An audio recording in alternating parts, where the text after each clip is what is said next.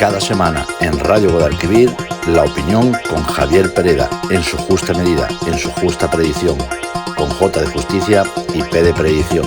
Javier Pereda, en Radio Guadalquivir, la opinión en su justa medida.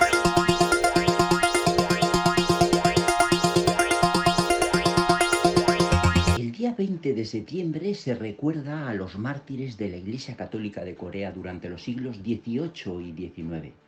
Al resultar poco conocida la historia de los 10.000 católicos asesinados por las autoridades coreanas, se trae a colación este conmovedor relato.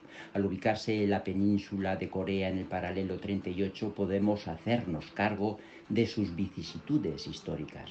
Por el norte linda con China y Rusia, próxima a la ciudad de Vladivostok, al sureste con Japón, al oeste, en una extensión de 1.000 kilómetros y separado por el Mar Amarillo, se encuentra en línea descendente Pekín, Shanghái, Taiwán y Hong Kong. Era previsible que Corea, rodeada de sus vecinos imperialistas, Rusia, China y Japón, haya padecido constantes invasiones a lo largo de la historia. La actual configuración de Corea del Norte y del Sur obedece a la división realizada en 1945, después de la Segunda Guerra Mundial, desde la capitulación japonesa. Estas dos naciones, pese a su identidad cultural en origen, representan modelos antagónicos en lo político, económico y religioso. La del norte, con 26 millones de coreanos y su capital Pyongyang, está regida por la dictadura marxista-leninista de Kim Jong-un, motivada por la ocupación soviética después de la evacuación nipona. Practicar la religión cristiana lleva aparejada la muerte. La del sur, con 51 millones de habitantes y la capital en Seúl, ostenta un régimen democrático conseguido bajo los auspicios de Estados Unidos, en donde prevalece la libertad religiosa y económica. Su PIB per cápita es 15 veces superior al del país comunista. Algunos leves gestos de reunificación, como las Olimpiadas o el ferrocarril que une a los dos países, albergan ligeras esperanzas. El origen etimológico de Corea radica en la dinastía Goryeo, que gobernaba el siglo XIII. Entonces, el comerciante italiano Marco Polo reconoció esta región mediante sus exploraciones por el mar de China Oriental. Este fue el primer contacto del mundo europeo con la nación coreana. Durante la dinastía Joseon, la religión nacional era el budismo y el confucianismo, estando prohibido el catolicismo.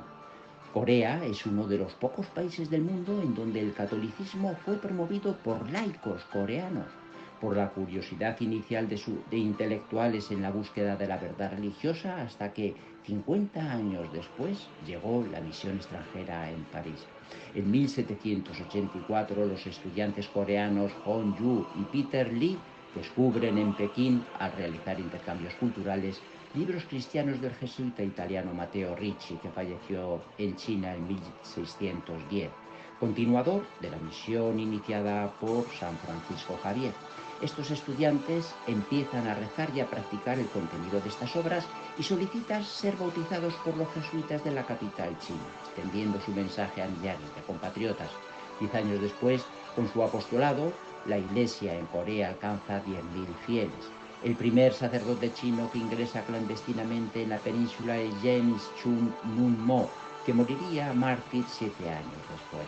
En 1802, el rey Shunjo emitió un edicto por el que ordenaba el exterminio de todos los cristianos por no venerar a sus ancestros y para evitar la incursión de los poderes europeos en el este asiático.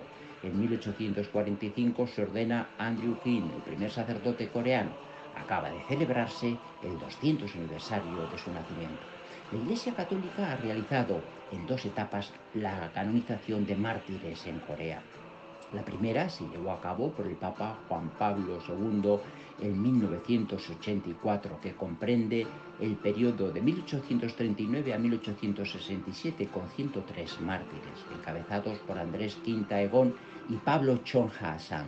La segunda la celebró el Papa Francisco en 2014 durante el periodo de 1791 a 1886 con 124 mártires encabezados por Pao Junji-jun.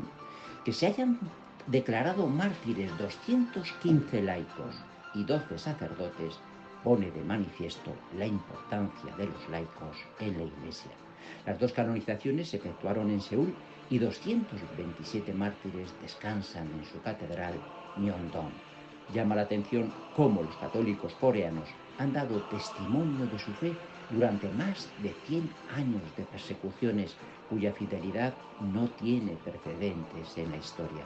Actualmente el número de católicos en Corea Libre constituye más de 5 millones, un 11%, cuyo ejemplo nos interpela a la heroicidad diaria.